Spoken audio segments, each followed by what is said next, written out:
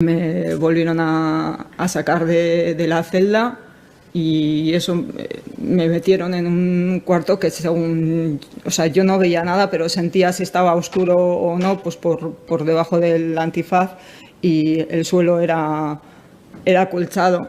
Como me habían dicho, el cuarto acolchado, pues el suelo era acolchado, y hay, pues yo no sé cuántos guardias civiles había. Yo siempre escuchaba voces masculinas y no sé, o sea, varios, más de 3, más de 4. Y ahí se me puso un guardia civil al lado a gritarme pues que iba a hablar, que todo el mundo hablaba. Pero a gritarme, o sea, vamos, de hecho, tengo pérdida de audición por una lesión y yo creo que es por ese día. Y ahí dijeron, pues desnúdate. Y yo no me desnudé por mi propia voluntad. Intenté resistirme y me empezaron a quitar la ropa, o sea, a la fuerza. Me dejaron, pues entre varios guardias civiles, me quitaron a la fuerza la ropa, me dejaron en bragas y en camiseta, y ahí pues me pusieron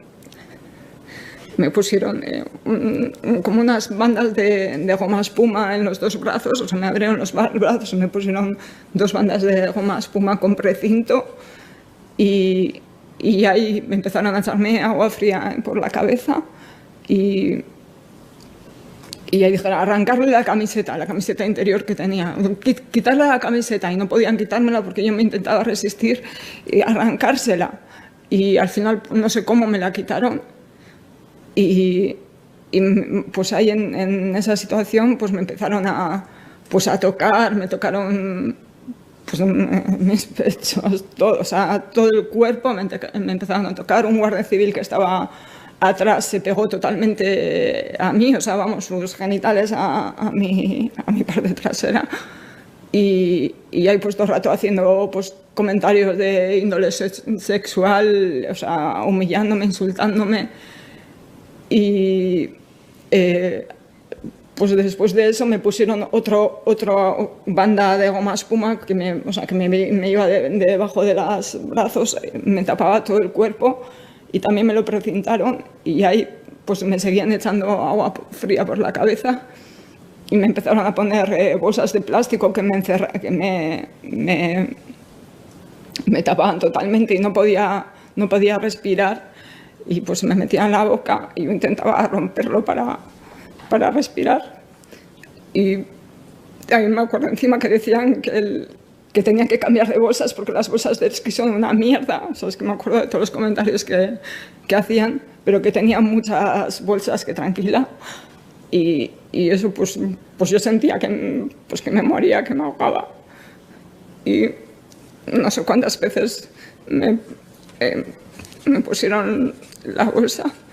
Yo intentaba escaparme, pero no, o sea, no podía, o sea, estaba totalmente sujeta y con la bolsa.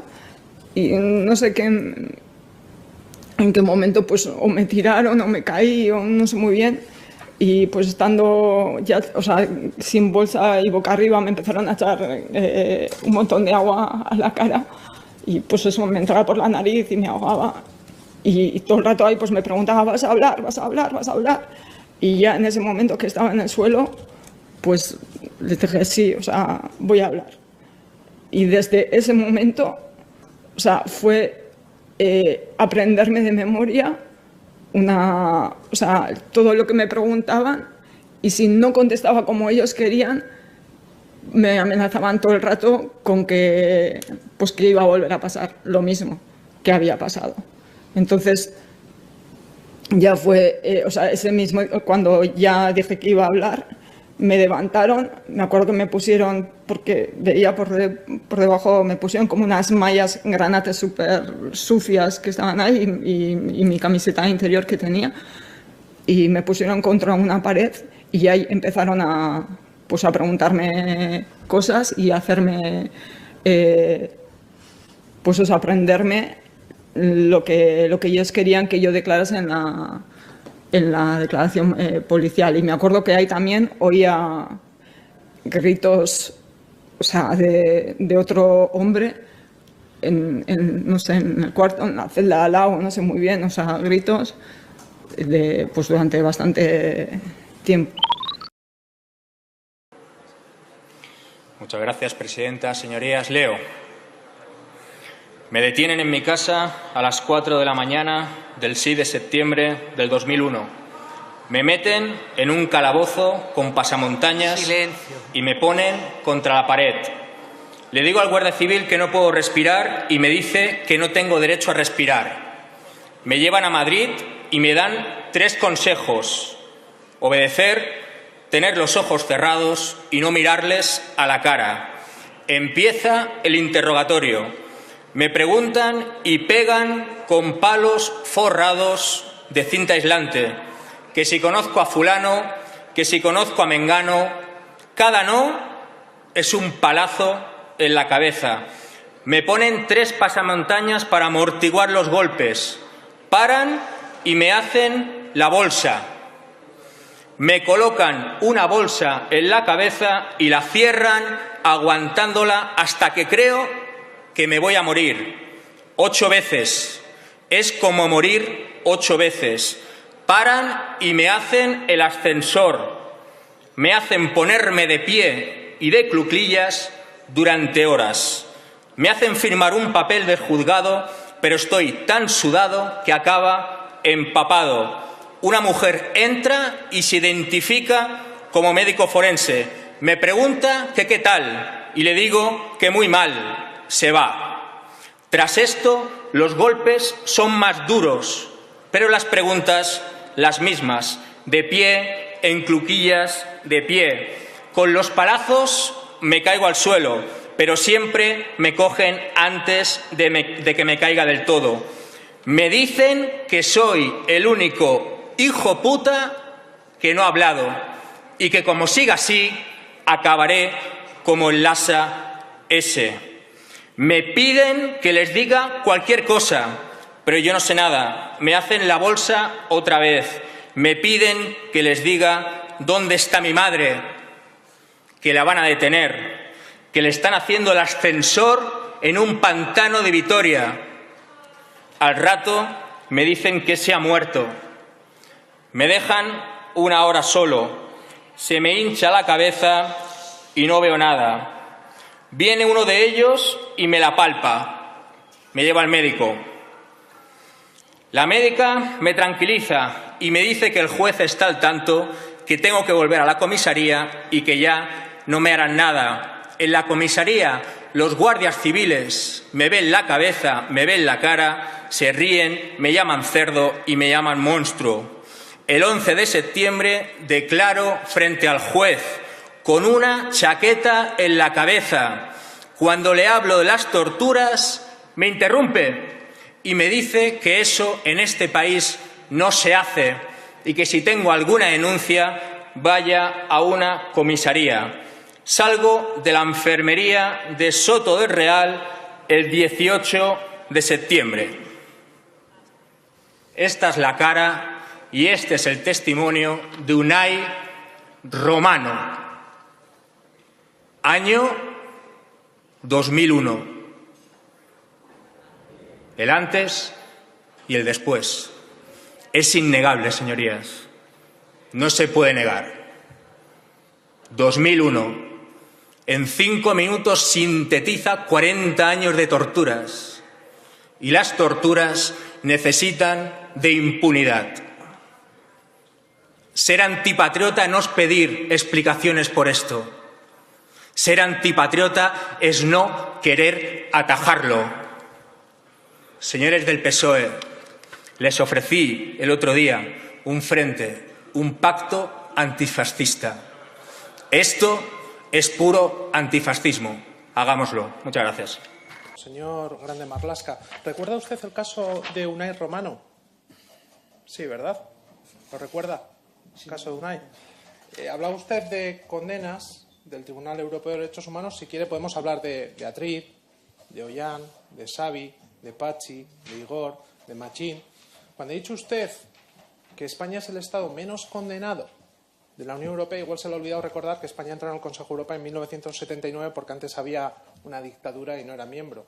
Pero es que, curiosamente, algo tiene que saber usted de lo que son las condenas por no investigar torturas en el Estado español. Algo sabe, ¿verdad? ¿Y eso se ha cumplido? La verdad es que no. Mire, ayer hicieron un acto de reconocimiento a las víctimas de ETA. Y yo creo que se debe reconocer, cómo no, a toda y cada una víctima de ETA. Nosotros mismos hace 2 semanas, 3 semanas hemos hecho el reconocimiento a un policía nacional que fue asesinado en Rentería, en Orereta, donde el ayuntamiento organizó un homenaje, y toda víctima de ETA debe ser reconocida. Pero ¿por qué no todas las víctimas de todas las violencias, sin equiparaciones, pero sin exclusiones? Las víctimas de la tortura sistemática que existía en el País Vasco, las víctimas del terrorismo de Estado. ¿Por qué no entregan desde su ministerio los sellos, los del GAL, los del Batallón Vasco Español? ¿Por qué no entregan las condecoraciones de los torturadores? ¿Por qué no se reconoce a las víctimas de las ejecuciones sumarias? Y ahí tenemos los casos de San Fermín del 78, del caso Almería, del caso de Vitoria, del 3 de marzo, que el Gobierno no me está respondiendo a todo eso. Yo creo que hay que reconocer a todas las víctimas de todas las violencias de manera inclusiva, sin equiparaciones pero sin exclusiones, y no se está haciendo, señor ministro. Y por último, una última frase, en el aniversario de aquella paliza brutal del 1 de octubre contra la población de Cataluña, que yo creo que a este Estado se le debería caer la cara de vergüenza de haber actuado así, me acabo de colocar el lazo amarillo también para recordar a esos políticos presos o presos políticos, como decía el portavoz del Partido Popular, porque es una vergüenza estar en un Estado que se comporta como la Turquía occidental, deteniendo a todo un gobierno y a miembros de asociaciones como puedan ser el señor Cuixart o el señor Sánchez. Muchas gracias, señor. Se da el caso, ¿no?, de que no está redada, ¿no?, lo que es conocido como el caso Asnúgal. Es muy sonado el tema de la tortura, porque nosotros tenemos un informe del CPT, del Comité por la Prevención de la Tortura, que es un comité europeo que depende del Tribunal de Estrasburgo, en el cual ya en 2011 él certificaba o daba veracidad a nuestros testimonios de tortura. Entonces, aprovechando esa base que teníamos, ¿no?, pues fuimos metiendo estas denuncias a Estrasburgo, que hemos ido ganando. Como el primero fue el caso de Jon Patxi-Arratibel, que fue el que firmó Asnúgal en su declaración. Después vino la de Xabier Biortegui y ahora ha llegado la mía. Es la 11ª condena que sufre el Estado español en este sentido. Es la 6ª que recibe Fernando Grande Marlaska. Las últimas 6 ha sido cuando él era juez de la audiencia, juez instructor de la Audiencia Nacional. Ahora mismo él es ministro del Interior, ¿no? Y es un poco lo que comentábamos en la rueda de prensa. ¿Cómo puede ser, ¿no?, que en un Estado democrático, en cualquier otro Estado, esta persona estaría investigada y aquí se le promociona al Consejo de Ministros, ¿no?, y llega a ser ministro del Interior?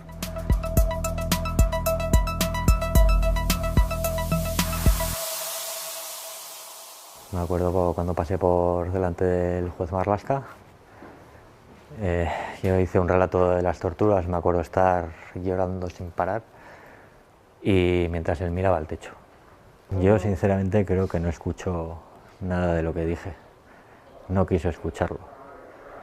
El abogado que me tocó a mí de oficio también señaló que él creía que no se me había tratado correctamente durante el periodo de detención, pero bueno, para él, a mí me dio la sensación que era como un trámite más, uno más que pasa por aquí, y hizo caso omiso a todo lo que dije. Y lo que queremos preguntarle, llana y humildemente, es si él sabía lo que estaba pasando, si él era consciente de los tratos que estábamos recibiendo. Nosotros entendemos que hay 2 posibles respuestas. Una es que él supiera, con lo cual él sería como mínimo un encubridor de los casos de tortura, y la segunda es que no lo supiera. Y si no lo supiera, pues como entendemos que sería un incompetente, ya que en el periodo de incomunicación estamos bajo su protección. Él tiene que velar por nuestra protección física y psicológica, y es evidente que no lo hizo. Hoy hemos venido a Madrid básicamente a entregarle personalmente a Marlaska las 3 sentencias condenatorias contra el Estado español por no investigar las torturas. a entregarle el informe del CPT de 2011 que da veracidad a nuestros relatos y a hacerle esa pregunta que he comentado antes, si él era conocedor de lo que nos estaba pasando mientras estábamos detenidos.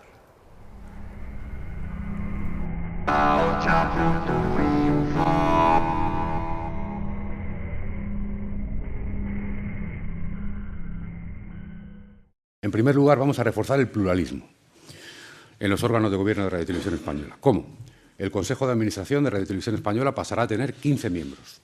11 de ellos serán elegidos en el Congreso y 4 de ellos en el Senado, por mayoría de 2/3. La composición del Consejo respetará el principio de presencia equilibrada, no podía ser de otra forma, entre hombres y mujeres, tal y como establece la ley que aprobó este Gobierno para la igualdad efectiva de mujeres y hombres y la ley de paridad. Para evitar situaciones anómalas como las que estamos viviendo en la actualidad, esta forma de elección de los 2/3 incluirá una fórmula de desbloqueo. Para la elección del Consejo, en el caso de que no se apruebe en primera votación por 2/3, por mayoría absoluta, cuando no se alcance, como digo, esa mayoría de 2/3. Con esta fórmula y con el Parlamento actual, seguro que luego puedo desarrollar más la idea cuando haya preguntas, les garantizo que el próximo Consejo de Administración de Radio Televisión Española será el más plural de la historia. Cuando uno está dispuesto a atacar a familias, a personas de la familia absolutamente honestas y decentes.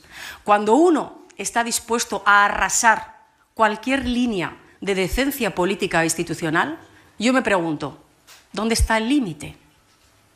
¿Dónde queda el límite?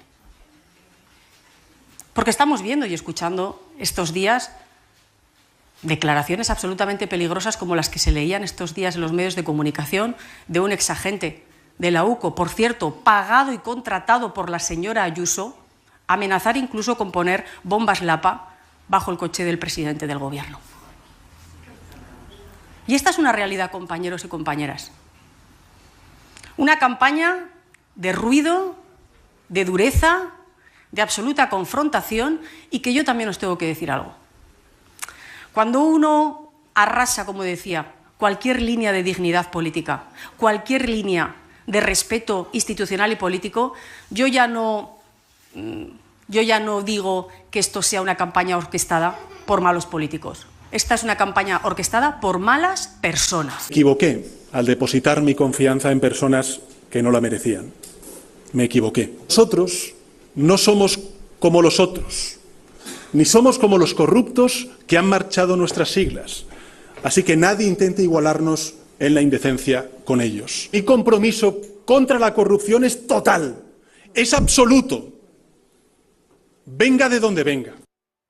Son las palabras de Sánchez en uno de los comités federales más difíciles que se recuerdan en el Partido Socialista. Ha asumido el error al elegir a Ábalos y a Cerdán. Ha pedido perdón y también se muestra determinado a superar esta crisis. Además, Alba Galán asegura que sigue al frente del PSOE, pero que no lo hace para resistir, sino por responsabilidad y para avanzar. Sí, todo esto ante más de 300 cargos socialistas. Sánchez ha reconocido que está tocado, tanto en lo personal como en lo político, y ha vuelto a pedir perdón por haber confiado en Cerdán y en Ábalos, pero también por no haber sabido ver lo que estaba ocurriendo. Pero tiene determinación, asegura, para seguir al frente tanto del Gobierno como del partido, y ha anunciado unas 13 medidas de control interno para mejorar el control contra la corrupción y la transparencia. Tras este discurso le han aplaudido casi todos menos uno, Emiliano García Paje, que le ha pedido que se someta a una cuestión de confianza o que convoque elecciones.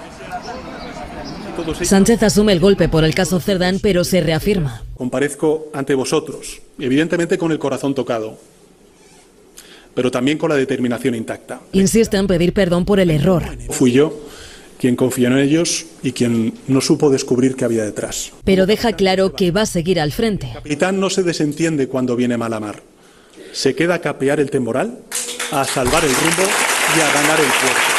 Mantiene su estrategia de diferenciar su actuación contra la corrupción frente a la del PP. No somos como los otros. Y responde a Aznar, que ayer sugirió que Sánchez podría acabar en la cárcel. En 146 años de historia, los socialistas hemos recibido todo tipo de amenazas.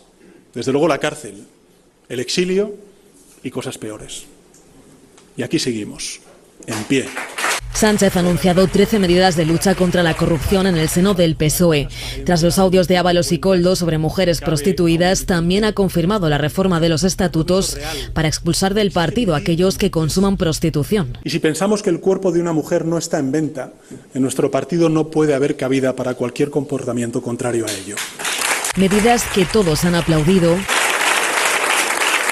salvo el presidente castellano-manchego, que se quedaba sentado al final de la intervención de Sánchez. Page le ha pedido al presidente durante el comité que se someta a una cuestión de confianza o a elecciones, medidas contundentes que ya apuntaba a su llegada. La dirección tiene que entender que si no ofrece salidas, si no ofrece soluciones, obviamente forma parte del problema. Llegada marcada por los gritos de traidor a Page por parte de un grupo de militantes socialistas. La ciudadanía de qué estamos hechos los socialistas. Y os lo digo, yo soy consciente de mi deber como secretario general y como presidente del Gobierno de España. Vosotros y vosotras me elegisteis como capitán de este barco. Y el capitán no se desentiende cuando viene mala mar. Se queda a capear el temporal, a salvar el rumbo y a ganar el puerto.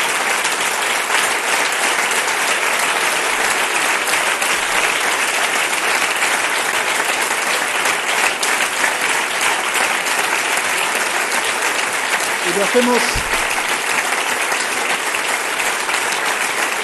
hacemos y lo hago por una palabra, solo una palabra, que está indeleble a nuestro compromiso socialista, que es responsabilidad. El Estado somos todos, y esto es muy importante reiterarlo una y otra vez, cada vez que tengamos ocasión de hacer y de hablar a los ciudadanos. El Estado somos todos. Estamos viendo ahora mismo algunas campañas en redes sociales, ¿no?, de que solo el pueblo ayuda al pueblo. El Estado somos todos.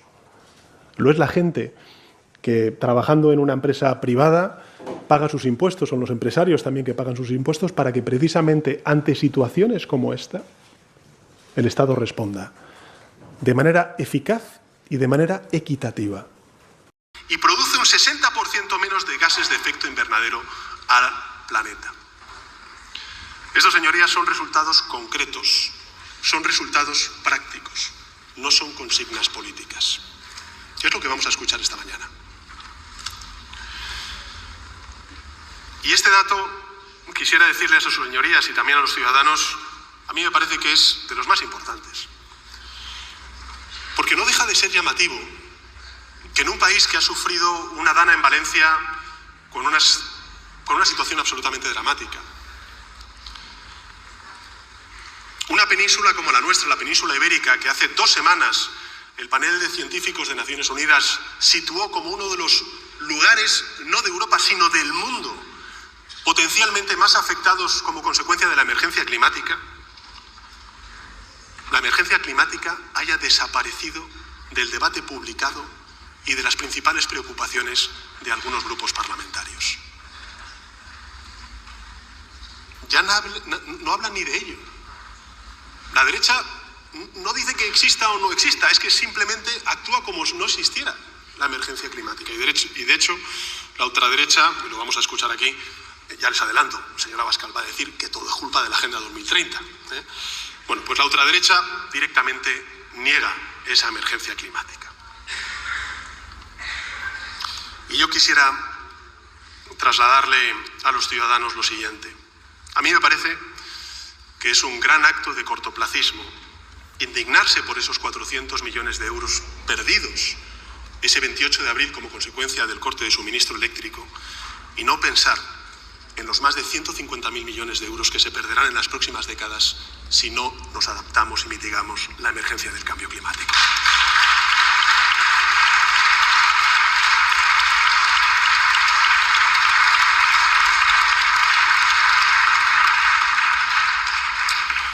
Y qué gran acto de cinismo es lamentar las 5 vidas que tristemente se perdieron por el apagón e ignorar las más de 8.000 que se pierden cada año en España como consecuencia del cambio climático. Pito, pito, gorgorito, pin, pan, fuera. Pin, pan, fuera, fuera, fuera. Pito. Esto no es un juego. Si no seguimos las recomendaciones sanitarias, ponemos en peligro nuestra vida y la de los demás. Ayúdanos a cumplirlas. Pin, pan, fuera.